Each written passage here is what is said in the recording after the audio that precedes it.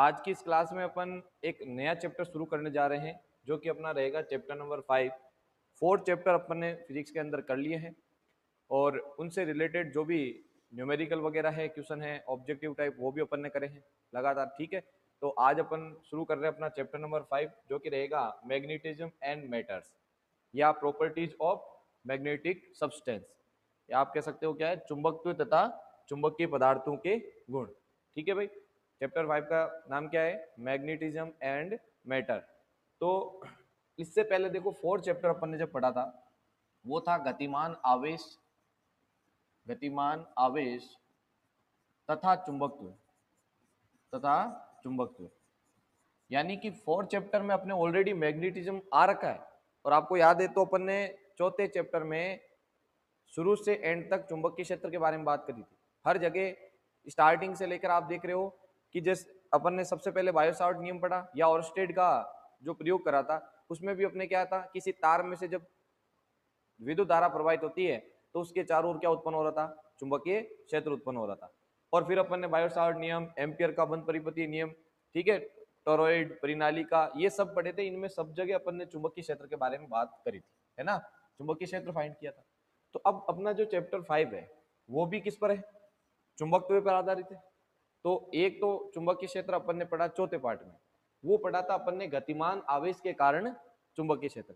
तो स्टार्ट में जब अपन शुरू करे थे फिजिक्स पढ़ना, तब मैंने बताया था कि जो आपका आवेश है यदि वो स्थिर अवस्था में रहता है, स्थिर अवस्था में आवेश रहता है, तो उस दौरान वो क्या करता है? विद्युत क्षेत्र, केवल विद्युत क्षेत्र उत्पन्न करता है या उसको महसूस कर सकता है। लेकिन वही आवेश जब क्या हो जाए, नियत वेग से गति करने लग जाए, नियत वेग से गतिशील हो जाए, तो हम उस दौरान कहते हैं कि आवेश क्या कर रहा है? नियत वेग से गति कर रहा है। तो धारा, विद्युत क्षेत्र और साथ साथ में चुंबकीय क्षेत्र भी उत्पन्न करेगा। तो अब अपन ने क्या करा, थर्ड चैप्टर में धारा पढ़ी कंप्लीट, फोर्थ चैप्टर में चुंबकीय क्षेत्र पढ़ लिया। तो फिर बात आती है कि फिर ये चुंबकीय जो चुंबकत्व है क्या और तरीके से अपन पढ़ सकते हैं? तो बिल्कुल एक और तरीका हमारे पास चुंबकत्व को पढ़ने का, वो है चुंबक के माध्यम से। ठीक है भाई, जानते हो आप चुंबक? तो एक तो अपन ने गतिमान आवेश के कारण चुंबकीय क्षेत्र बनाया था, वो चैप्टर 4 में अपन ने कंप्लीट पढ़ा। ठीक है, कहां पर अपन ने जैसे कुछ अनुप्रयोग करे थे, कभी धारावाही परिनालिका के केंद्र पे चुंबकीय क्षेत्र निकाला, तो कभी उसके अक्ष पर। फिर अपन ने जैसे सीधे और लंबे धारावाही चालक तार के कारण निकाला, ठोस बेलनाकार तार के कारण निकाला। ऐसे करके कुछ अनुप्रयोग परिनालिका और टोरॉइड भी पढ़ी। हाँ, और या फिर अपन चुंबकीय क्षेत्र के अंदर किसी आयताकार धारावाही कुंडली को रखें तो उस पर लगने वाले बल तथा बलागुण का मान भी अपन ने निकाला। ठीक है, इस पार्ट में हम क्या करेंगे, मुख्यतः जो चुंबकत्व पढ़ेंगे वो चुंबक के माध्यम से पढ़ेंगे। बोलो किसके माध्यम से? चुंबक के माध्यम से। तो शुरू करें भाई चैप्टर 5। आप सबसे पहले इसका इंट्रोडक्शन पढ़िए। देखो क्या है आप चुंबकत्व। तो ये जो मैग्नेटिज्म है, चुंबकत्व है, ये एक अपने ब्रांच है फिजिक्स की छोटी सी। क्या भाई? एक ब्रांच है फिजिक्स की जिसके अंदर आप क्या पढ़ते हो? चुंबक, चुंबकीय क्षेत्र, चुंबकीय क्षेत्र और चुंबकीय पदार्थों के गुण, चुंबकीय पदार्थों के गुण धर्मों के बारे में, चुंबकीय पदार्थों के गुण, इन सब का अध्ययन जिस ब्रांच में किया जाता है वो फिजिक्स की ब्रांच क्या कहलाती है? मैग्नेटिज्म कहलाती है। क्या कहलाएगी? बोलो, मैग्नेटिज्म। यानी अपन जब आवेश को नियत वेग से गतिशील कर रहे हैं तब भी उसके चारों ओर क्या उत्पन्न हो रहा था? चुंबकीय क्षेत्र उत्पन्न हो रहा था। लेकिन मैं कह रहा हूं यदि कहीं पे मैंने क्या रख दी जाए, या मान लीजिए एक चुंबक रख दी जाए, यदि चुंबक रखोगे तो इस चुंबक के चारों ओर भी क्या होगा? एक एरिया क्रिएट होगा और इस एरिया को भी हम कहते हैं चुंबकीय क्षेत्र। तो मैंने जब चौथे पार्ट में चुंबकीय क्षेत्र की परिभाषा आपको बताई थी तो उस दौरान यह भी कहा था कि एक परिभाषा अपन 5वें पार्ट में अलग तरीके से और लिख सकते हैं।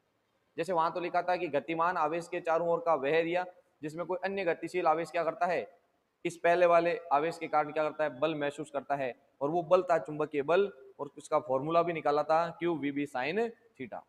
यदि एक आवेश पर बात करें तो q v B sine theta होता है, और एक चालक पर बात करें तो I L B sine theta होता है। याद है आपको? लास्ट चैप्टर में अपन पढ़े। ठीक है भाई, तो उसी से आगे बढ़ाएंगे अपन। बात करते हैं कि चुंबकत्व क्या है। देखो स्टार्टिंग बताता हूं आपको कि ये कैसे इसका नाम रखा गया और इसकी हिस्ट्री क्या है। तो अपन बेसिक चीज से स्टार्ट करेंगे इसको।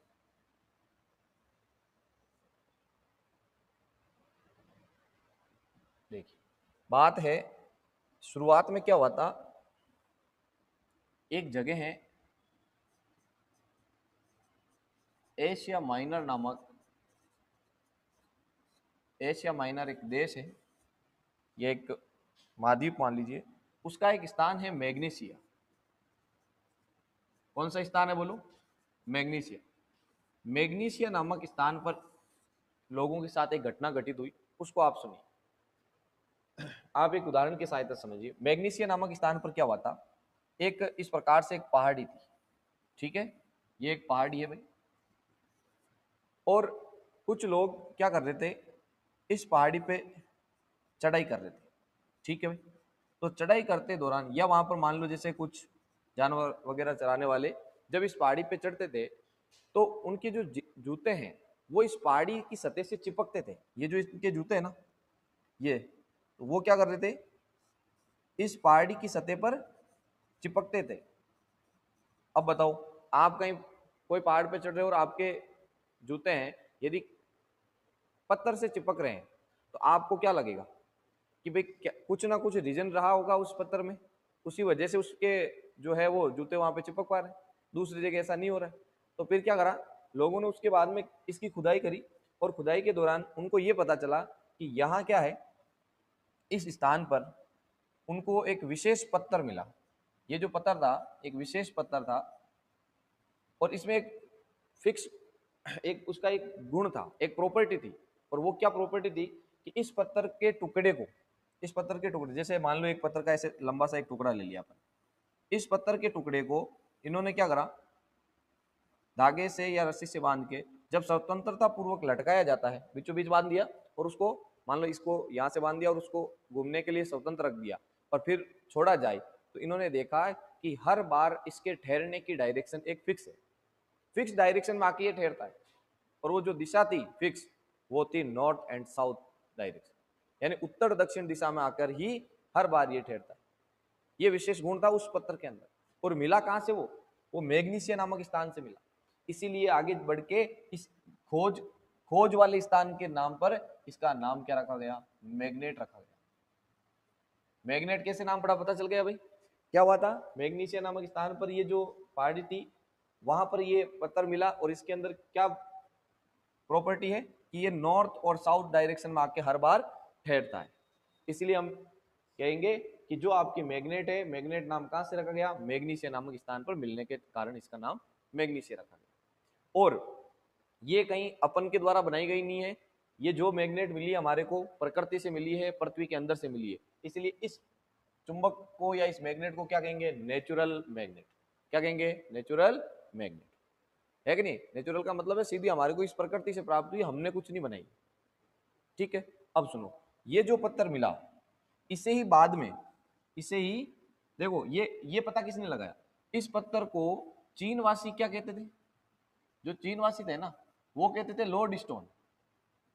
क्या कहते थे बोलो, अग्रत पत्थर बोलते हैं लॉर्ड स्टोन, इसे कहते थे लॉर्ड स्टोन। और लॉर्ड स्टोन के बारे में उन्होंने ये देखा कि जब इसे स्वतंत्रता पूर्वक लटकाया जाए धागे से बांध के तो हमेशा उत्तर दक्षिण दिशा में ये ठहरता है। और मैग्नीसिया नामक स्थान पर मिला, इसलिए इसे हम क्या कहेंगे, मैग्नेट।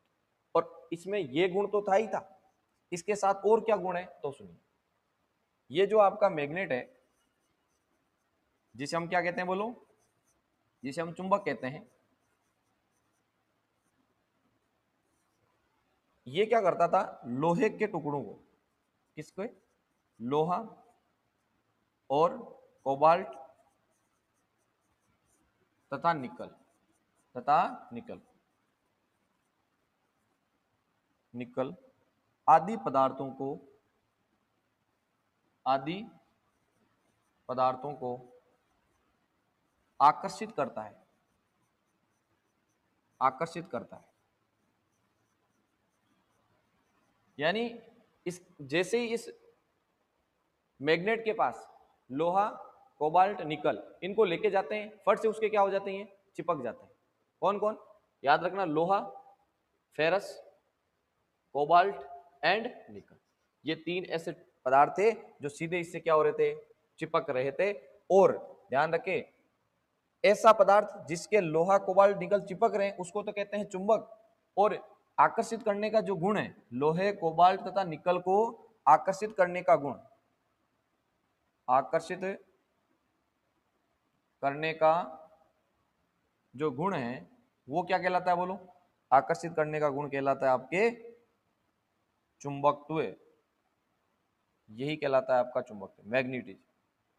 आकर्षण जो होगा उसका जो गुण है वो कहलाता है आपके चुंबकत्व, ठीक है। और जो पदार्थ इनको आकर्षित करता है वो चुंबक कहलाता है, ठीक है भाई, समझ में आ गई बात। अब अपन बात करते हैं, इसके बाद अपन चलते हैं, ये तो बात होगी इसकी हिस्ट्री की, नाम कैसे रखा गया चुंबक।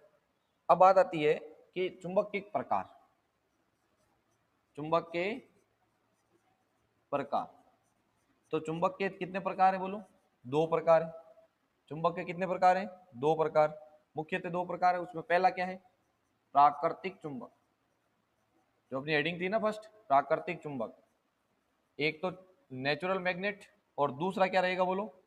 दूसरा रहेगा आपके कृत्रिम चुंबक, कृत्रिम चुंबक, ठीक है भाई, आर्टिफिशियल मैग्नेट और नेचुरल मैग्नेट। तो नाम से पता चल रहा है, प्राकृतिक चुंबक वो जो सीधे कहां से हमारे को मिल रहे हैं? प्रकृति से मिल रहे हैं हमारे को, यानी पृथ्वी के अंदर से, भूगर्भ से हमारे को मिल रहे हैं, वो हो जाएगा सीधा सीधा प्राकृतिक चुंबक। ध्यान रखना इसका फॉर्मूला, Fe3O4, फेरिक ऑक्साइड। क्या भाई? फेरस ऑक्साइड होता है। तो ये प्रकृति से मिलता है हमारे को डायरेक्ट, जो यहाँ पर मैग्नीशियम नामक स्थान पर मिला जैसे फर्स्ट टाइम, उसके अकॉर्डिंग अब तो बहुत जगह ये मिलता है, ठीक है, खाने वगैरह है, माइंस वगैरह। तो प्रकृति से जो प्राप्त हो, जिसमें मानव का कोई रोल नहीं है, केवल उनको डायरेक्ट मिला है प्रकृति से, तो वो हो जाएगा आपका प्राकृतिक चुंबक। और जो पृथ्वी, मतलब पृथ्वी के अंदर से नहीं निकला, मानव द्वारा निर्मित है, या आप कह सकते हो मानव द्वारा निर्मित जो चुंबक है वो कृत्रिम चुंबक हो जाएंगे। ये मानव द्वारा बनाए गए, मनुष्य द्वारा निर्मित, ठीक है भाई। अब आजकल आप देखते हो मार्केट में बहुत सारी चुंबक आ गई, जैसे आप एक देखते हो बार मैग्नेट होती है ना, ऐसे लंबी सी बार मैग्नेट हो गई, फिर दंड चुंबक हो गई, ठीक है, और ऐसे नाल चुंबक हो गई, घोड़े के नाल के आकार की भी होती है, राउंडेड भी होती है, ठीक है, और इसके अलावा ऐसे लंबी भी, इस प्रकार अलग अलग चुंबक के आ गई। और जो कृत्रिम चुंबक है, इसके अंदर 2 प्रकार आते हैं फिर से। कृत्रिम में फिर से कितने प्रकार आएंगे? 2 प्रकार। कृत्रिम के फिर से 2 प्रकार अपन कर लेते हैं, देखो 2 टाइप कौन कौन से? एक तो रहेगा स्थायी चुंबक, एक तो रहेगा भाई स्थायी परमानेंट मैग्नेट, एक तो स्थायी चुंबक और एक अस्थायी चुंबक, अस्थायी चुंबक। अब ये कैसे? तो देखिए, स्थायी के अंदर मतलब क्या होता है, जैसे ये कोबाल्ट, फेकोनी याद रखना, आप क्या याद रखोगे? फेकोनी, फेकोनी, शॉर्ट ट्रिक ये है। फेरस, कोबाल्ट और निकल। फेरस, कोबाल्ट तथा निकल द्वारा जो चुंबकें बनाई जाती हैं, उनके अंदर जो चुंबकत्व का गुण है वो बहुत लंबे समय तक होता है, या चुंबक का वह प्रकार जिसमें जो चुंबकत्व का गुण है वो अनंत काल तक बना रहे, वो स्थायी चुंबक कहलाती है। समझ में आ गई बात? ये इनसे बनाई जाएगी, ठीक है। अब दूसरी बात अपन करते हैं किसकी, बोलो? अस्थायी चुंबक की, है ना, जो परमानेंट नहीं है, ठीक है। अब इसको किससे बनाओगे? इसको बनाया जाएगा नरम लोहे या स्टील से, नरम लोहा या स्टील द्वारा इनको बनाया जाता है। और इनमें जो चुंबकत्व का गुण है वो कम समय के लिए रहता है, कुछ समय के लिए चुंबकत्व का गुण रहेंगे और उसके बाद में वो गुण खत्म हो जाएगा, ठीक है। अब कैसे चुंबकत्व का गुण खत्म हो सकता है किसी भी चुंबक से, तो वो भी बता देता हूं आपको। तो पहले तो ये क्लियर हुआ आपको, स्थायी चुंबक और अस्थायी चुंबक। फिर अपन बात करते हैं कि चुंबकत्व का गुण खत्म कैसे हो सकता है। तो ध्यान रखना, चुंबकत्व का जो गुण है, एक तो आप यदि, पहला तो क्या है, चुंबक को आप अधिक पीटने पर, चुंबक को अत्यधिक पीटा जाए, अत्यधिक पीटने पर क्या हो जाएगा? चुंबक का चुंबकीय गुण समाप्त हो जाएगा। या फिर आप क्या कर दो, चुंबक को अधिक गर्म कर दो, चुंबक को अत्यधिक गर्म करने पर, अत्यधिक गर्म कर दिया जाए तब भी क्या हो सकता है, बोलो, चुंबकत्व का गुण समाप्त हो सकता है। तो ऐसे कुछ पॉइंट याद रखने आपको चुंबकत्व के गुण के अंदर कि किससे ये खत्म हो सकता है। तो मुख्यतः तो पीटने और गर्म करने से होता है। ठीक, अब देखिए आप यहीं पे चुंबक के जब प्रकार पढ़ रहे हैं ना, तो इसके अंदर एक प्रकार और आता है, वो आता है आपके विद्युत चुंबक। कौन सा आता है बोलो, विद्युत चुंबक। इलेक्ट्रिक मैग्नेट ये कौन सी होती है, तो आप देखे होंगे ये जो बड़ी बड़ी क्रेन्स होती है ना, क्रेन तो सुना होगा आपने ना, ये जो बड़ी भारी भरकम जो चीजें होती है उनको उठाने के काम आती, तो इनके अंदर ये लगी रहती है विद्युत चुंबक है। अब पहले तो ये समझो विद्युत चुंबक होती क्या है, इसको कैसे बनाया जाता है। तो सुनो, ये नाम से पता चल रही है आपको कहीं ना कहीं इसमें किसका रोल है, करंट का रोल है, धारा का रोल है। तो किस प्रकार से बनाई जाएगी यह समझा रहा हूं मैं। ये क्या करते हैं, सबसे पहले तो एक परिनालिका लेते हैं। क्या लेते हैं भाई, ये ले ली एक परिनालिका, ठीक है। अब इस परिनालिका के अंदर क्या करते हैं, इस परिनालिका के अंदर इस प्रकार से एक लोहे की रोड रखते हैं, रख दी रोड, और फिर इस परिनालिका के अंदर धारा प्रवाह करवाते हैं। तो जैसे ही ये जो रोड है लोहे की, जब आप इस परिनालिका में धारा प्रवाहित करवाते हो तो धारा प्रवाह के कारण इसके अंदर क्या उत्पन्न होता है, चुंबकीय क्षेत्र उत्पन्न होता है। ये पढ़ा था अपन ने। और कितना चुंबकीय क्षेत्र उत्पन्न होता है परिनालिका के अंदर, तो फॉर्मूला याद रखना, mu not an I. Fourth chapter में अपन पढ़ के आए कि परिनालिका के कारण जो चुंबकीय क्षेत्र होता है उसके अंदर होता है, कितना होता है, म्यू नॉट एन आई। ठीक है भाई।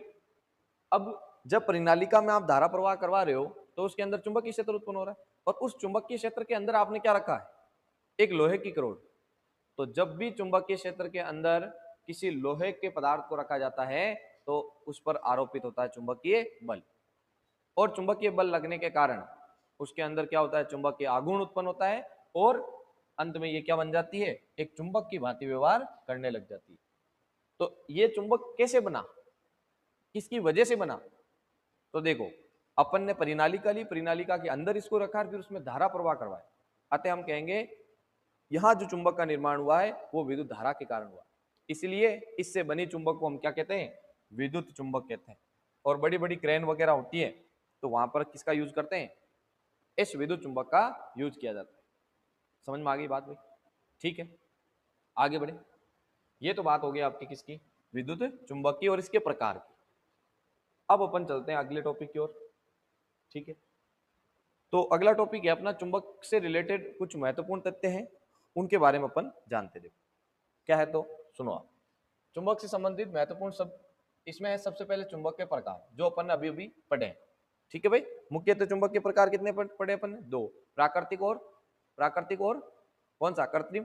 फिर कृत्रिम के फिर से दो भाग करे अपन, स्थायी और अस्थायी। उसमें अपन ने एक और स्पेशल कंडीशन पढ़ी विद्युत चुंबक के बारे में, ठीक है। रासायनिक सूत्र याद रखना इसका, ठीक है, Fe3O4 प्राकृतिक चुंबक के लिए, ठीक है। आगे चलता है, देखो अब है ध्रुवों के मध्य बल। तो अपन क्या करते हैं, इसको समझना सबसे पहले। देखिए ध्रुवों के मध्य बल का मतलब यह है, चुंबक, पहला आप चुंबक को समझो। चुंबक है क्या, मैग्नेट क्या है। तो जब अपन ने देखा कि मैग्नीशिया नामक स्थान से हमें एक इस प्रकार का टुकड़ा मिला, एक पदार्थ मिला, जिसे यदि हम स्वतंत्रता पूर्वक बांध के इसको इस प्रकार से लटकाया जाए तो ये हमेशा एक फिक्स डायरेक्शन में आके ठहर रहा था, और इसकी जो डायरेक्शन थी वो थी उत्तर दक्षिण। क्या थी बोलो, उत्तर दक्षिण। अब आगे जाके इसी चुंबक का, इसी पत्थर का, इसी पदार्थ का जो मनुष्य है किसके रूप में उपयोग करने लगा, दिशा सूचक यंत्र के रूप में। किसके रूप में बोलो, दिशा सूचक यंत्र। अरे दिशा सूचक के रूप में आजकल हम क्या करते हैं बोलो, दिशा सूचक यंत्र, जिसे हम कहते हैं, अभी हम यूज करते हैं कंपास। क्या करते हैं बोलो, कंपास। तो कंपास के अंदर इसका यूज होने लगा। फिर इस कंपास में अपन पढ़ते हैं, इसमें इस प्रकार से एक सुई देती है जिसको हम चुंबक की सुई बोलते हैं। और इस चुंबक की सुई का एक सिरा किस ओर बताता हमें, एक सिरा ये बताता है इसमें नॉर्थ को, ये मैं रेड वाला नॉर्थ को बता देता हूँ, ठीक है, दूसरा वाला एस। तो जो नुकीला सिरा होता है वो नॉर्थ की तरफ इंगित करता है, तो हम इसका यूज करते हैं दिशा सूचक के रूप में। स्टार्ट में वो कैसे करते थे, तो उन्होंने क्या करा, उस पदार्थ को बीच में से वो बांधते धागे की सहायता से स्वतंत्रता पूर्वक लटकाते, और एंड में ये देखा गया कि हमेशा उसकी डायरेक्शन कौन सी बचती है, उत्तर दक्षिण दिशा में आकर ठहरता। ठीक है, अब कुछ चीजें यहाँ पे देखना आप, हम कह रहे हैं ये उत्तर और दक्षिण दिशा में ठहर रहा है, तो जो ये चुंबक हो गए भाई, अब इसको क्या नाम दे दिया गया, चुंबक, मैग्नीशिया नामक स्थान पर मिला, मैग्नेट नाम दे दिया। अब हम कहेंगे चुंबक, तो इस चुंबक का जो सिरा उत्तर दिशा में आके ठहर रहा है, जो सिरा उत्तर दिशा में आकर ठहर रहा है, उस सिरे को उत्तरी ध्रुव कहेंगे। कितने ध्रुव होते हैं बोलो, 2 ध्रुव होते हैं, जैसे पृथ्वी के 2 ध्रुव है कि नहीं है, दक्षिणी उत्तरी ध्रुव और दक्षिणी ध्रुव। चुंबक का वह सिरा किसके लिए डेफिनेशन है, उत्तरी ध्रुव के लिए, कि चुंबक का वह सिरा जो उसको स्वतंत्रता पूर्वक लटकाने पर किस दिशा में आकर ठहर रहा है, पृथ्वी के अपन जो डायरेक्ट 2 ध्रुव हैं उत्तरी ध्रुव की ओर ठहर रहा है, तो उसे चुंबक का उत्तरी ध्रुव कहेंगे। और जो सिरा किधर ठहर रहा है बोलो, दक्षिण दिशा में, उसको हम दक्षिणी ध्रुव कहेंगे। ठीक है भाई, north pole and south pole, ये हो गए 2 ध्रुव। चुंबक के कितने ध्रुव हो गए, 2 ध्रुव। तो इन दोनों को मिला के ये उत्तरी ध्रुव और ये दक्षिणी ध्रुव। अब आपको और क्या चीजें याद रखनी, तो सुनो, एक एक चीज को यहाँ नोट करते जनाब। ये वापस मैंने चुंबक बना दिया, ये नॉर्थ पोल और ये इसका साउथ। अब सुनो आप, ये जो दोनों उत्तरी ध्रुव और दक्षिण ध्रुव है, इनको मिलाने वाली काल्पनिक रेखा या इनको मिलाने वाला काल्पनिक अक्ष, ये क्या है बोलो, ये काल्पनिक रेखा है भाई, काल्पनिक लाइन है ये। इसी काल्पनिक रेखा को क्या बोला जाता है बोलो, चुंबक का अक्ष बोला जाता है। और क्या बोला जाएगा, चुंबक का अक्ष, याद रह जाएगा। चुंबक के दोनों ध्रुव, उत्तरी ध्रुव तथा दक्षिणी ध्रुव को मिलाने वाली जो काल्पनिक रेखा है वो चुंबक का अक्ष कहलाती है। ठीक है क्या, आगे देख, ये तो हो गया चुंबक का अक्ष। अब बात करते हैं, ये महत्वपूर्ण तथ्यों के अंदर ही लिखना है आपको। दूसरा पॉइंट क्या है कि एन और एस को मिलाने वाले रेखाखंड, एन से एस के बीच में रेखाखंड का जो ये मध्य बिंदु है, ये मध्य बिंदु अपन सेंटर में ओ मान लेते हैं, इसी मध्य बिंदु पर अक्ष के लंबवत खींचा गया, अक्ष के लंबवत खींचा गया एक अक्ष या के 2 रेखाखंड, ये कहलाता है चुंबकीय निरक्ष। क्या कहलाएगा, चुंबक का निरक्ष। चुंबक का अक्ष तो क्या हो जाएगा, एन और एस को मिलाने वाला काल्पनिक रेखाखंड, और इसके चुंबक के मध्य बिंदु से अक्ष के लंबवत जो रेखा खींचोगे वो जो रेखाखंड है वो क्या कहलाएगा, चुंबक का निरक्ष। ठीक है, यहां तक क्लियर है। आगे चलें तो देखिए, आगे अपन बात करते हैं कि जो चुंबक के 2 ध्रुव हैं इस प्रकार से, ये एन सिरा, ये एस। अब मैं क्या कर रहा हूं, इस चुंबक के पास कोई दूसरी चुंबक लेके आता हूं, ये आप घर पे भी प्रैक्टिकली कर सकते हो भाई। ठीक है, कंडीशन बना रहा हूं मैं, पहली कंडीशन तो ये बनाई मैंने, क्या कर रहा हूं मैं, 2 चुंबक ली, दोनों चुंबक को कौन से ध्रुव पास लेके आ रहा हूं मैं, दक्षिणी ध्रुव पास लेके आ रहा हूं। फिर देखो अगली बार क्या करा, अगली बार अपन ने पिछली बार क्या लेके आए पास में, दक्षिणी ध्रुव को, इस बार किसको लेके आ रहे हैं, उत्तरी ध्रुव को पास लेके आ रहे हैं। ये फर्स्ट कंडीशन, ये सेकंड। अब थर्ड देखिए आप, थर्ड में क्या करेंगे, इस बार हम विपरीत लेके आएंगे, जैसे एन एस, तो इसके पास लेके आएंगे एन, एस के पास क्या लेके आएंगे, एन लेके आएंगे इस बार। ठीक है, ये हो गई। अब ये 3 जो अपन ने कंडीशन ली है, इन कंडीशन को आप अच्छे से समझे। देखो होता क्या है, प्रैक्टिकली देखा गया है कि जब आप किसी चुंबक के दक्षिणी ध्रुव के पास किसी दूसरी चुंबक का दक्षिणी ध्रुव ले जाते हो, जब ये पास ले जाते हो तो ये दोनों चुंबक एक दूसरे से दूर जाने लगती हैं। फर्स्ट चैप्टर याद करो आप, एक प्रयोग करवाया था मैंने, बेंजामिन फ्रैंकलिन और वो थेल्स वाला, जिसके अंदर अपन ने एक कांच की छड़ी ली, रेशम के कपड़े से घर्षण करवाया और उसको स्वतंत्रता पूर्वक लटका दिया। फिर दूसरी कांच की छड़ ली, उसको भी रेशम के कपड़े से घर्षण करवाया, और जो लटकी हुई छड़ है उसके पास में लेके गए, तो हमें क्या मिला कि वो जो लटकी हुई छड़ है इससे दूर जाने लगती है। अतः हमने एक निष्कर्ष निकाला, समान प्रकार के यानी समान सजातीय आवेशों में प्रतिकर्षण होता है और विजातीय आवेशों में आकर्षण होता है। बिल्कुल सिमिलर यहां पर बात करेंगे कि आपने एस को या तो एस के पास एस लेके गए या एन के पास एन लेके गए, तो ये प्रकार कौन से भाई, एस एस एन एन, ये समान प्रकृति के ध्रुव है, समान प्रकृति वाले ध्रुव, समान प्रकृति वाले ध्रुवों में बोलो क्या होगा, समान प्रकृति वाले ध्रुवों में होगा प्रतिकर्षण। अरे क्या करेंगे, एक दूसरे को प्रतिकर्षित करेंगे, रिपल करेंगे, क्या होंगे एक दूसरे से रिपल, प्रतिकर्षित होंगे। जब आपने क्या लिया, सेम सेम, एस एस को पास में लेके आओ चाहे एन एन को पास में लेके आओ, ये एक दूसरे को हमेशा क्या करेंगे, प्रतिकर्षित करेंगे। घर पे आप प्रैक्टिकली देख सकते हो, देखे होंगे आपने कभी कभार चुंबक, दो चुंबक लेते हैं, कभी कभार तो फट से चिपक जाती है, लेकिन एक चुंबक को अपन उल्टा करके फिर चिपकाने की कोशिश करते हैं तो वो चिपकती नहीं है, एक दूसरे से दूर भागती है कि नहीं।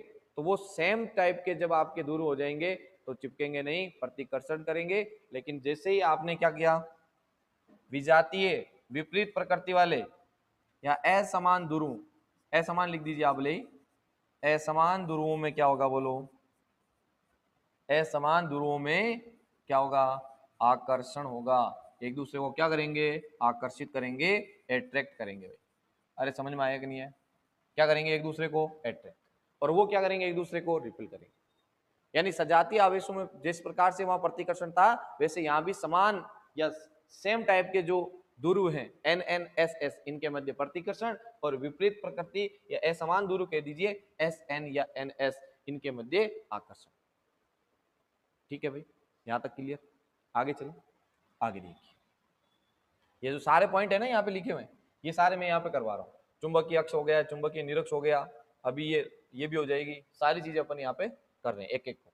ठीक है, आगे देखो, इसके बाद अपन करते हैं चुंबक की प्रभावकारी लंबाई। चुंबक की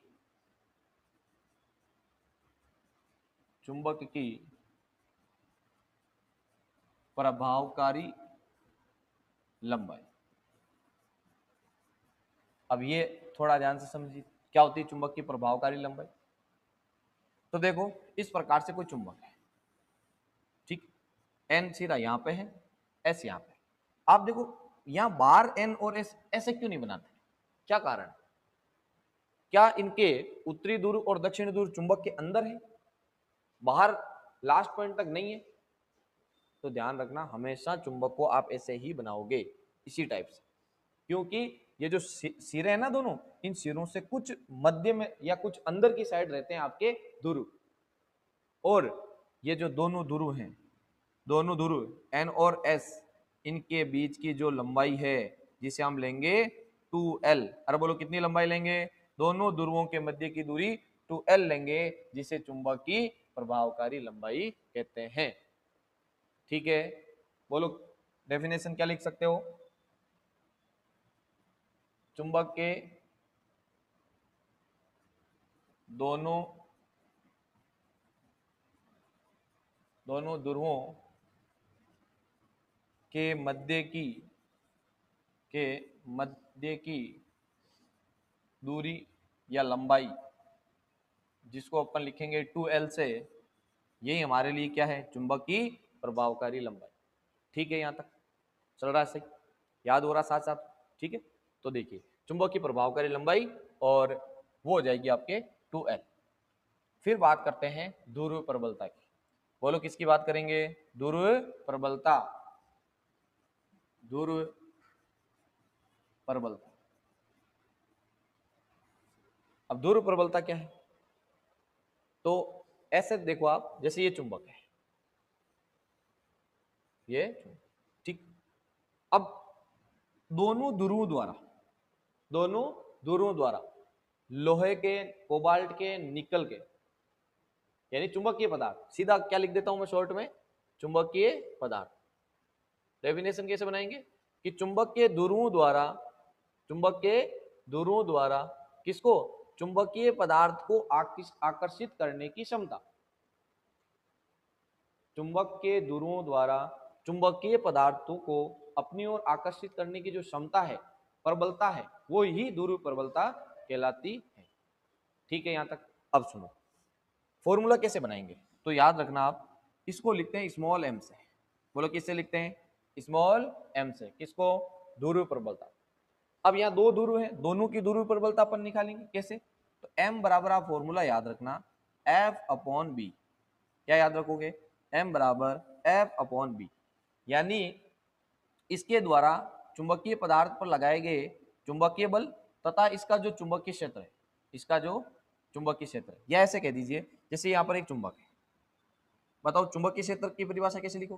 किसी चुंबक के चारों ओर, चलो मैं हेडिंग डाल के आपको लिखवा देता हूँ, एक एक चीज को अपन क्लियर करते हैं। पहले देखो चुंबकीय क्षेत्र, वहां पर मैंने चौथे पार्ट में अलग तरीके से परिभाषित किया था चुंबकीय क्षेत्र यानी मैग्नेटिक फील्ड, बी वेक्टर से इसको लिखा जाता है।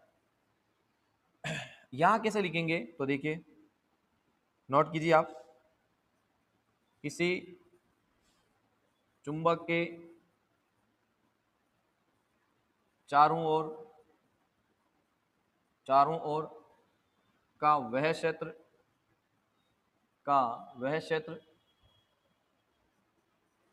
जिसमें कोई चुंबकीय पदार्थ, कौन से चुंबकीय पदार्थ, ब्रैकेट में लिख देना फेकोनी, क्या लिखोगे? फेरस, कोबाल्ट और निकल। किसी चुंबक के चारों ओर का वह क्षेत्र जिसमें चुंबकीय पदार्थ क्या महसूस करता हो? चुंबकीय बल महसूस करता हो या उस पर चुंबकीय बल लगता है, उस पूरे एरिया को हम क्या कहेंगे? बोलो उस पूरे एरिया को हम कहेंगे चुंबकीय क्षेत्र, मैग्नेटिक फील्ड। और चुंबकीय क्षेत्र क्या है? बोलो सदिश राशि। और चुंबकीय क्षेत्र क्या है? सदिश राशि है। ठीक, ये बात आपको ध्यान रखनी। किधर से किधर दिशा होगी इसकी? तो उत्तरी ध्रुव से दक्षिणी दिशा। उत्तरी ध्रुव से किधर होगा? दक्षिणी ध्रुव की ओर इसकी डायरेक्शन होगी। ठीक है, आगे करते हैं बात। देखो अब बात करते हैं अपन, यहां जो अपन समझ रहे थे ना ध्रुव प्रबलता, इसको अपन पहले क्लियर कर लेते हैं, इसके बाद आगे चलेंगे। तो यहां मैं मान लेता हूं ये इस चुंबक का क्या है? चुंबकीय क्षेत्र है। बोलो क्या है? चुंबकीय क्षेत्र। अब आपने जब इस चुंबकीय क्षेत्र के अंदर क्या रख दिया, मान लो कोई लोहे का टुकड़ा रख दिया या कोई भी एक चुंबकीय पदार्थ रख दिया, चुंबकीय क्षेत्र के अंदर आपने रखा कोई चुंबकीय पदार्थ, तो बताओ ये चुंबक इस पे क्या करेगी? अरे चुंबकीय बल लगाएगी कि नहीं लगाएगी? आप कहोगे लगाएगी, बिल्कुल। तो जितनी क्षमता से ये लगाएगी, मान लो उसको उत्तरी ध्रुव लगा रहा है, तो उत्तरी ध्रुव द्वारा उस पदार्थ पर जो बल लग रहा है उसकी जो क्षमता है वो उत्तरी ध्रुव की ध्रुव प्रबलता हो जाएगी और दक्षिण वाले की दक्षिणी। समझ में आई बात? दोनों आपको क्या लिखना है यहाँ? चुंबकीय क्षेत्र द्वारा लगाया गया बल, या ऐसे कह सकते हो शॉर्ट में बोले तो चुंबक के ध्रुवों द्वारा चुंबकीय पदार्थों को आकर्षित करने की उनकी क्षमता ही उनकी ध्रुव प्रबलता कहलाती है। ये नोट कर लो। ठीक है, फॉर्मूला लिखा हो तो आप m बराबर F/b लिखोगे। फॉर्मूले के अकॉर्डिंग यदि डेफिनेशन लिखना चाहो तो क्या लिखोगे? इकाई चुंबकीय क्षेत्र के कारण किसी चुंबकीय पदार्थ पर लगने वाला बल ही ध्रुव प्रबलता कहलाता है। क्या लिखोगे? बोलो, वापिस बोल रहा हूं, लिख लीजिए। इकाई क्षेत्रफल या इकाई चुंबकीय क्षेत्र के कारण किसी चुंबकीय पदार्थ पर लगने वाला चुंबकीय बल ही क्या कहलाएगा? ध्रुव प्रबलता कहलाएगा। ठीक है, m बराबर F/b। अब यहां से अपन इसका देखो ध्रुव प्रबलता है तो ध्यान रखना उत्तरी ध्रुव की ध्रुव प्रबलता होती है प्लस में। किसकी? बोलो उत्तरी ध्रुव। उत्तरी ध्रुव की ध्रुव प्रबलता लेते हैं प्लस में। उत्तरी ध्रुव की तो क्या लेंगे? प्लस का m। और दक्षिणी की क्या लेंगे? दक्षिणी ध्रुव की ध्रुव प्रबलता लेंगे माइनस का m। ये भी आपको नोट करके रखना है। और फिर इसकी बात कर सकते हैं कि आपका जो मात्रक क्या बनेगा इसका। यदि मात्रक बात करें अपन ऐसा ही यूनिट इसकी, तो ये तो है भाई क्या मतलब बल है तो न्यूटन, और नीचे चुंबकीय क्षेत्र है तो टेस्ला, है कि नहीं? और टेस्ला को अपन यदि ओपन करके लिखें, इसको और कैसे लिख सकते हो तो वो भी लिख देता हूँ सामने। देखो ऊपर तो न्यूटन का न्यूटन रहने दो, इसको टेस्ला को आप क्या लिखते हो? टेस्ला को आपने क्या लिखा था बताइए? आपने लिखा newton metre square upon ampere. सही है क्या? देखो न्यूटन, सॉरी एक minute, newton upon ampere into metre, ये होता है इसका। अब इसको सोल्व करोगे ना आप तो न्यूटन से न्यूटन कट जाएगा, क्या आ जाएगा, ampere into metre. Ampere into metre इसका क्या हो जाएगा, मात्रक। कौन सा, एसआई पद्धति में इसका मात्रक हो जाएगा। आप चाहे तो विमा भी लिख सकते हो, एम यहाँ पे काम आ नहीं रहा है तो एम के ऊपर 0 लगा दीजिए, एल मीटर काम में आ रहा है तो 1 लगा दीजिए, टाइम काम में नहीं आ रहा है, ए काम में आ रहा है, A1 लगा दीजिए, यानी L1 A1 L1 A1, ये इसका विमीय सूत्र हो जाएगा। ठीक है, इस प्रकार से अपन ने चुंबक के महत्वपूर्ण गुणों के अंदर देखो क्या क्या कर लिया, वो देखो पहले तो आप, इसके बाद में आगे की पढ़ेंगे बात। चुंबक के अक्ष, निरक्ष, प्रभावकारी लंबाई, ध्रुव प्रबलता होगी। अब आपके आता है चुंबकीय याम्योत्तर। अरे बोलो क्या आता है, चुंबकीय याम्योत्तर। यहीं पे अपन आगे चुंबकीय याम्योत्तर को कर लेते हैं। यहां देखिए आप, इसको समझो आप, चुंबकीय याम्योत्तर क्या होता है। ये जैसे एक चुंबक है, ठीक है, इस चुंबक के दोनों ध्रुव, कौन से, एन और एस, इन ध्रुवों से होकर गुजरने वाला, इनके मतलब इनसे होकर गुजरने वाला जो तल है, जैसे मान लो ये एक चुंबक है, यहां पर एक चुंबक मान लेते हैं ऐसे, इन दोनों को मिलाने वाला रेखाखंड ये है। इस रेखाखंड के ऊपर जो आप ये तल बनाओगे ना पूरा, यही तल क्या कहलाता है, चुंबकीय याम्योत्तर कहलाता है।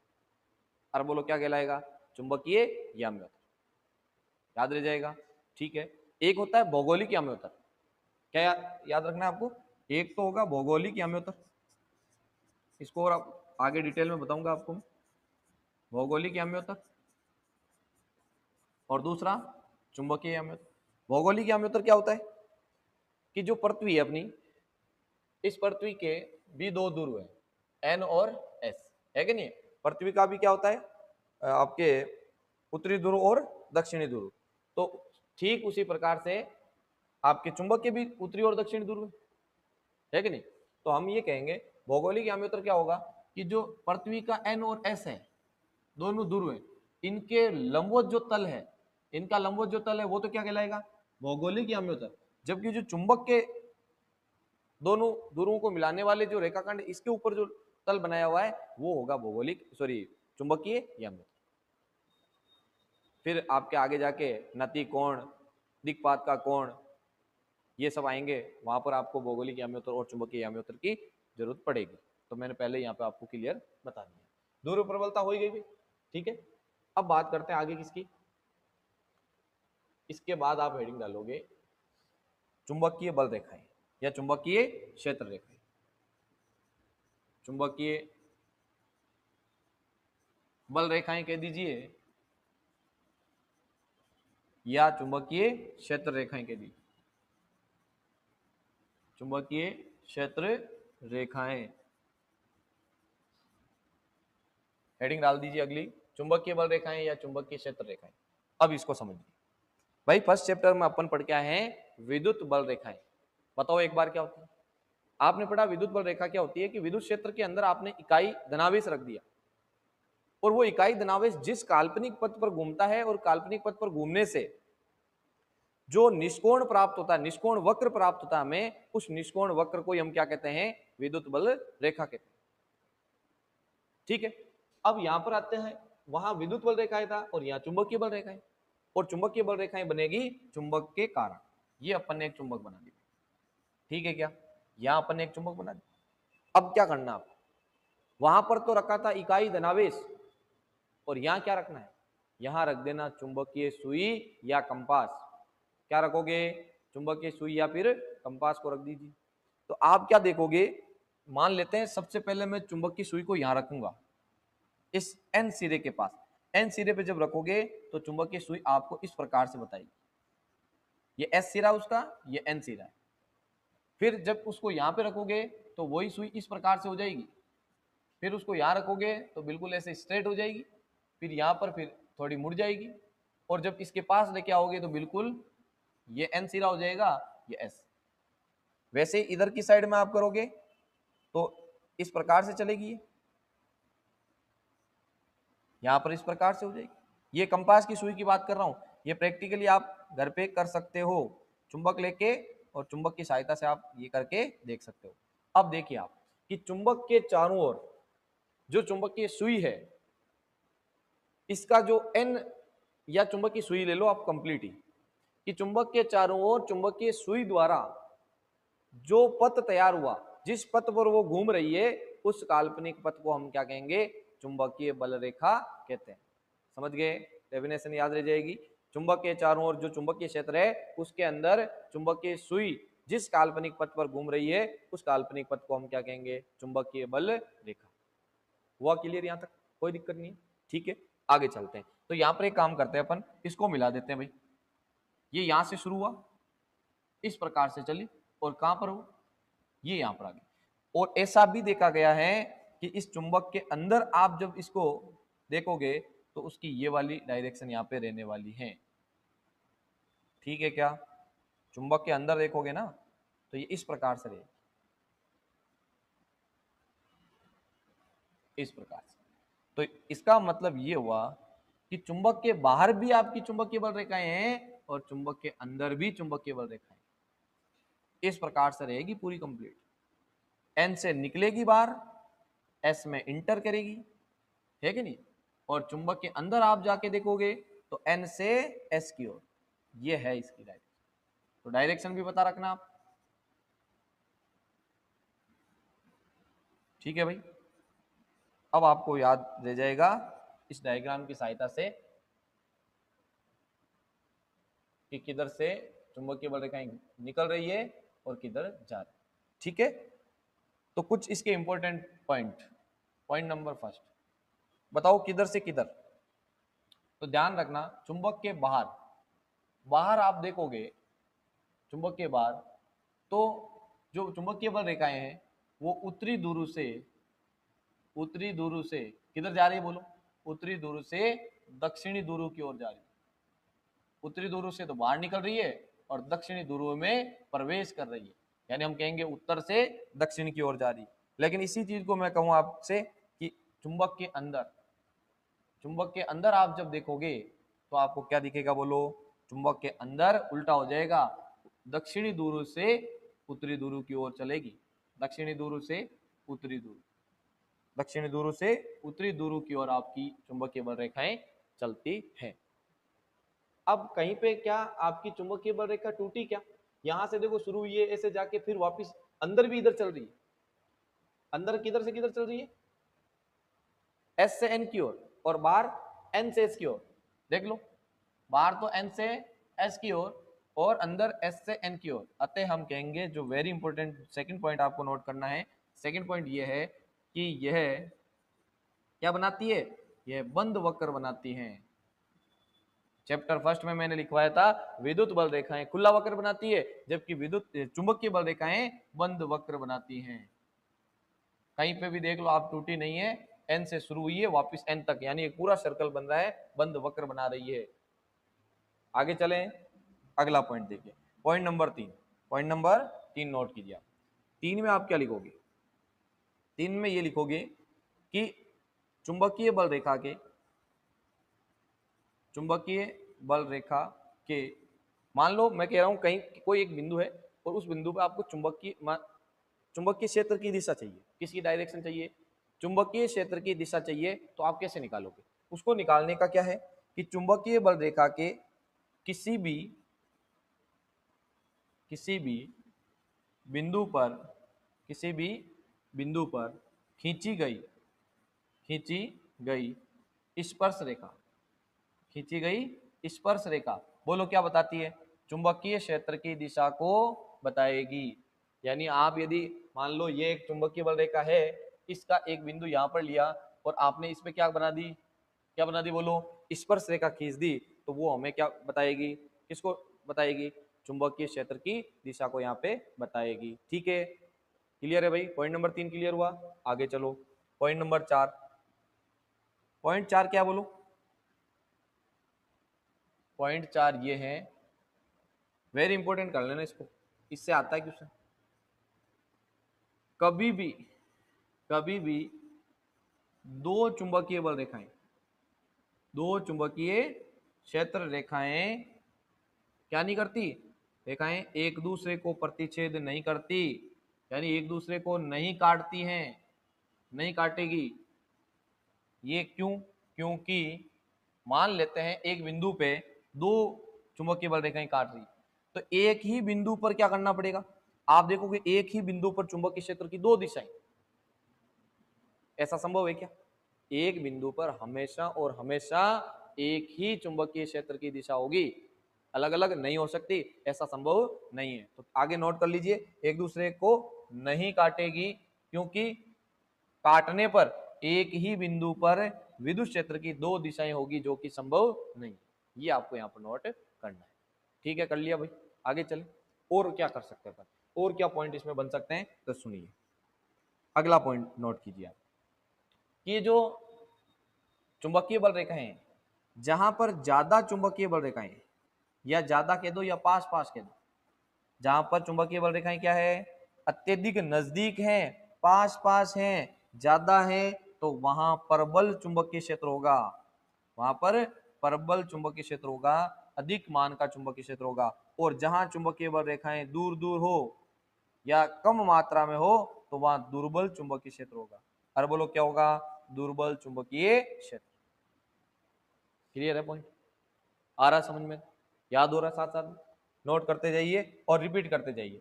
ठीक है, और क्या कह सकते हैं, मैं कह दूं यहां पर पॉइंट नंबर 6 नोट कीजिए आप।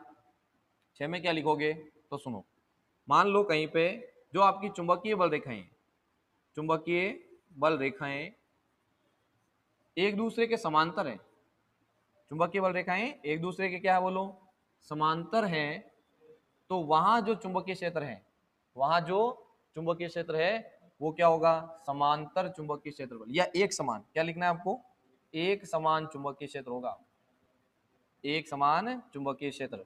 ठीक है, या उल्टा भी दे सकता है, मानो आपको क्या बनाना हो, एक समान चुंबकीय क्षेत्र बनाना हो, तो वहां पर आपको क्या करना पड़ेगा, एक दूसरे के समांतर चुंबकीय बल रेखाएं खींच दीजिए, जिससे क्या हो जाएगा, एक समान चुंबकीय क्षेत्र वहां पर उत्पन्न हो जाएगा। ठीक है, क्लियर हो रही बातें, ये 6 पॉइंट आपको नोट करने हैं चुंबकीय बल रेखाओं के गुण के अंदर। ठीक है, अब देखो इन पॉइंट्स में अपने कितने क्लियर हो चुके हैं, एक बार वापिस से देख लो।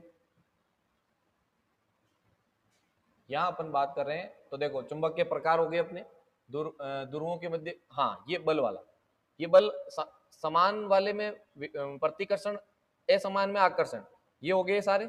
ठीक है, इधर अब ये 2 पॉइंट बचे, चुंबकीय द्विध्रुव और चुंबकीय द्विध्रुव आघूर्ण। इससे पहले देखिए आप, इससे पहले आप हेडिंग डालोगे चुंबकीय ध्रुवों के मध्य कार्यरत बल, जिसे हम कहेंगे कूलॉम का नियम। अब देखो आप, यहाँ कुछ चीजें रिपीट होगी हर चैप्टर, जब मैंने आपको शुरू में बोला था कि अपनी जो फर्स्ट बुक जो चलती है, जो आप 12th में भी पढ़ के आए हो, उसमें आप देखते हो कि हर एक चैप्टर एक दूसरे से इतना रिलेटेड है कि कम से कम 20 से 30% जो टॉपिक्स है, जो कंसेप्ट है, वो पिछले वाले पार्ट के ही काम में आ रहे। जैसे फर्स्ट आता है आपको अच्छे से, तो सेकंड चैप्टर में बहुत इजी हो जाएगा आप, और आपने पढ़ा भी है, इजी लगा भी होगा आपको। फिर थर्ड में अपन के फर्स्ट और सेकंड दोनों के कंसेप्ट क्लियर हो, तो वो थर्ड ज्यादा समझ में आ रहा है, वैसे फोर्थ में। अब फिफ्थ में आ रहा है, देखो फर्स्ट चैप्टर का रूल आ रहा है, कूलॉम का नियम अपन ने फर्स्ट चैप्टर में पढ़ा कि नहीं पढ़ा, क्या पढ़ा था, कि दो आवेशों के मध्य स्थिर आवेश हैं, बिंदुवत आवेश हैं, चाहे वो समान प्रकृति के हैं चाहे वो विपरीत प्रकृति के, उनके मध्य लगने वाले आकर्षण तथा प्रतिकर्षण बल का जो मान है वो दोनों आवेशों के गुणनफल के समानुपाती होता है, और उनके मध्य दूरी के वर्ग के व्युत्क्रमानुपाती।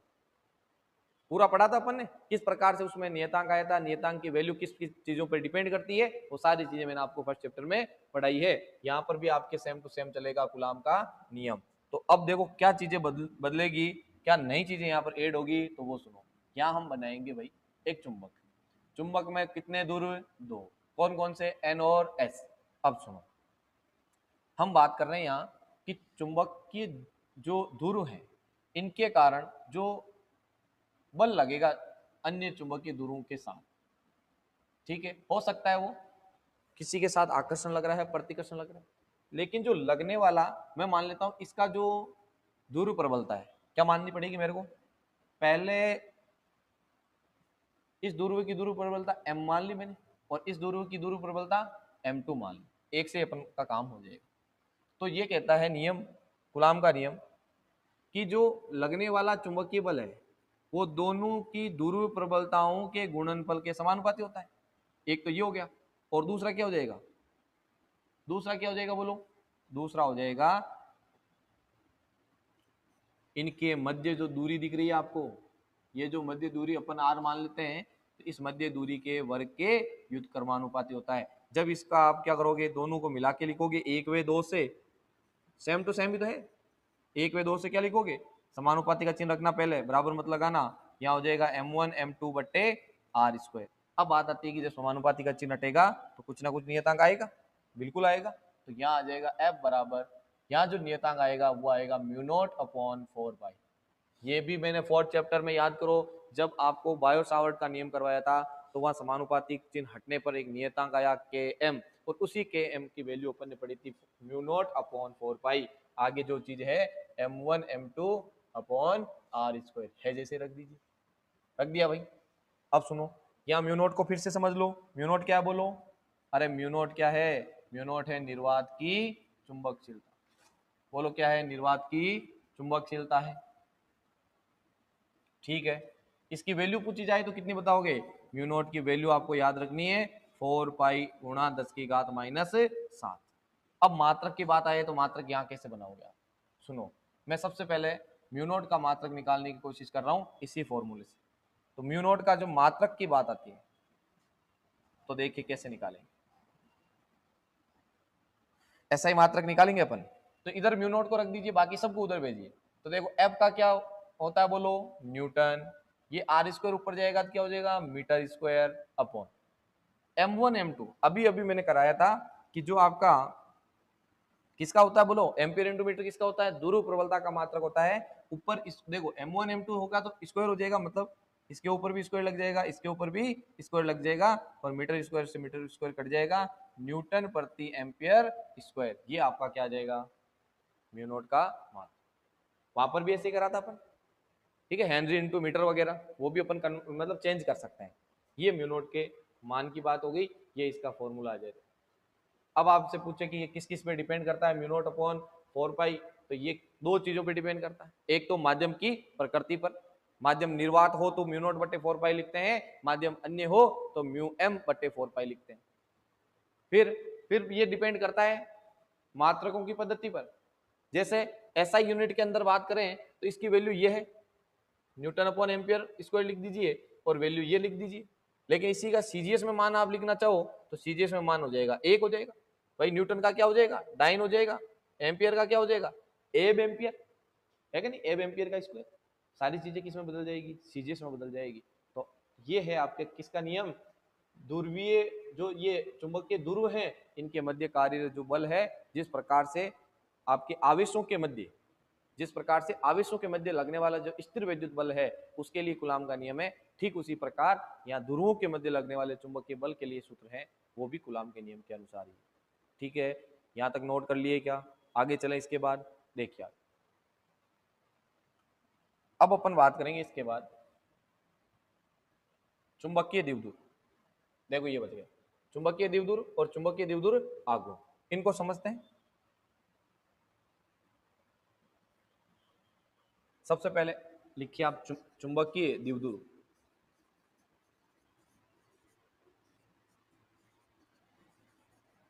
मैग्नेटिक डाइपोल, इंग्लिश में क्या बोलेंगे बोलो? Magnetic dipole. डाई का मतलब दो पोल, दूर, दो दूर, द्विध्रुव। ठीक है, तो सुनो भाई, चुंबक बनाइए आप सीधी सीधी। चुंबक के अंदर बताओ कौन कितने ध्रुव? दो, एन और एस। इसी को मिला के क्या बन जाएगा? चुंबकीय द्विध्रुव। हम ये कहेंगे कि किसी चुंबक में जो दो ध्रुव हैं एन और एस, इनसे जो, और इनके मध्य दूरी कितनी होती है बताओ? मध्य दूरी अपन क्या लेते हैं? प्रभावकारी लंबाई 2l लेते हैं। तो इन दो ध्रुवों और इनके मध्य 2l लंबाई, इसका जो ये निकाय बना, ये जो सिस्टम बना, इस सिस्टम को हम कहते हैं मैग्नेटिक डाइपोल। अब मेन चीज है चुंबकीय द्विध्रुव आघूर्ण। चुंबकीय द्विध्रुव आघूर्ण जब पीछे लग जाए आघूर्ण, चुंबकीय द्विध्रुव आघूर्ण लग जाए, तब आपको थोड़ा ध्यान रखना है। क्या ध्यान रखना है? तो सुनो, आपने यहाँ, चलो अपन वो सारी चीजें देखो करने की कोशिश करें।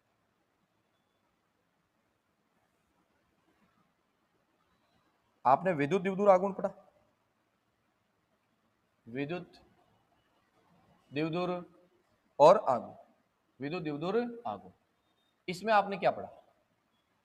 तो अपन ने क्या पढ़ा था, एक तो यहां पर होता है भाई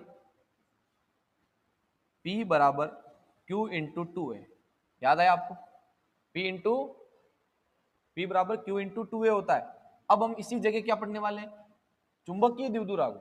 विद्युत की जगह क्या लग रहा है? चुंबकीय द्विध्रुव। तो बताइए, यहां तो आवेश और आवेशों के मध्य की दूरी थी, लेकिन जब चुंबकीय द्विध्रुव आघूर्ण की बात करते हैं तो इसको लिखा जाता है कैपिटल M से। और किससे लिखा जाता है? कैपिटल M से। अब विद्युत द्विध्रुव आघूर्ण के अंदर तो आता है आवेश, लेकिन यहाँ आएगा ध्रुव प्रबलता। अरे क्या आएगा बोलो? ध्रुव प्रबलता इंटू, यहाँ आते हैं दोनों आवेशों के मध्य की अल्प दूरी 2a, और यहाँ आता है चुंबक की प्रभावकारी लंबाई, चुंबक की प्रभावकारी लंबाई। अरे समझ में आया कि नहीं है? इजी है बिल्कुल, ठीक है। सिमिलर चलेगा, यहाँ आवेश की बात होगी तो वहां पर लिखेंगे यहाँ ध्रुव प्रबलता, यहाँ दोनों आवेशों के मध्य की दूरी की बात होगी, यहाँ लिखेंगे चुंबक की प्रभावकारी लंबाई। आगे चलो, देखो इसका मात्रक बनाओ। m का मात्रक क्या बनेगा? इस छोटे वाले m का तो अपन अभी पढ़ के आए, क्या था बताओ? क्या किया था अपन ने? यहां अपन ने किया था भाई एम्पियर इंटू मीटर, और इसकी भी क्या राशि होगी, मतलब मात्रक क्या होगा? मीटर। तो ये हो जाएगा एम्पियर इंटू मीटर स्क्वायर। ये तो किसका है? ये तो है चुंबकीय द्विध्रुव आघूर्ण का, और इसका भी आपको बता रखा है ना, इसका होगा कूलाम इंटू मीटर। अरे बोलो क्या होगा? Coulomb into metre. ठीक है, समझ में आ गई यहाँ तक बात? ये हो गया आपका क्लियर। अब हम क्या करेंगे, जब अपन ने चुंबकीय द्विध्रुव कर लिया, चुंबकीय द्विध्रुव आघूर्ण कर लिया, अब हम पढ़ेंगे चुंबकीय द्विध्रुव के अक्ष तथा निरक्ष पर चुंबकीय क्षेत्र की गणना। अगला टॉपिक क्या रहेगा? देखो आप, ये यहाँ पर आपको दिख रखा है, चुंबकीय द्विध्रुव के कारण चुंबकीय क्षेत्र, अक्षीय स्थिति और निरक्षीय स्थिति, सेम टू सेम चलने वाला है। अभी आज की क्लास में अपन यहाँ तक ही पढ़ेंगे, ये कल पढ़ेंगे अगली क्लास में। अगली क्लास से पहले आपको करना क्या है, छोटा सा काम है।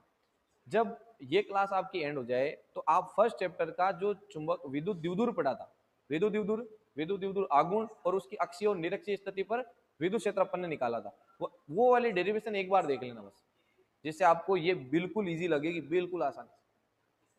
कुछ चीजें बदलेगी, बाकी सिमिलर ही चलेगी। ठीक है भाई, तो आज की क्लास में अपन ने केवल थ्योरी को कवर किया है, कुछ एक आध डेरिवेशन भी करी है अपन ने कूलाम के नियम वगैरह की। अगली क्लास में हम क्या करेंगे, आगे की कुछ टॉपिक पढ़ेंगे और टॉपिक के साथ में फिर न्यूमेरिकल भी अपन स्टार्ट कर देंगे। ठीक है भाई, तो तब तक के लिए धन्यवाद। जय हिंद।